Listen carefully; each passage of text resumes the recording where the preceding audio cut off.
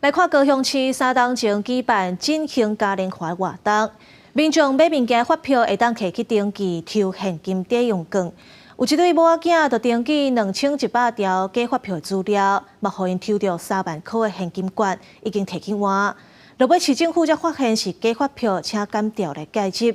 检方嘛发现这2个人甲其他公司骗4条的选招破链，目前法院是依照伪造文书等等的罪嫌，判刑5个月到1年4个月不等。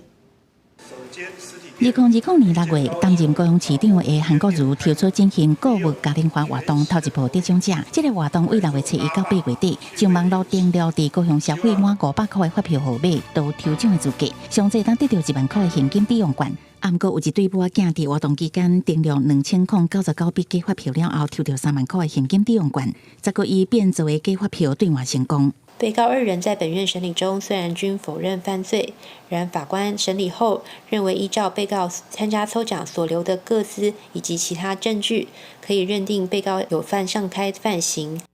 虽然后生否认订了发票参加市政府的活动，妈妈讲发票是扣来，不过法院表示，证据显示抽奖活动的小号是后生注册订了的，2个人否认犯罪讲法，无予法官采信，分别判处1年4个月甲5个月有期徒刑。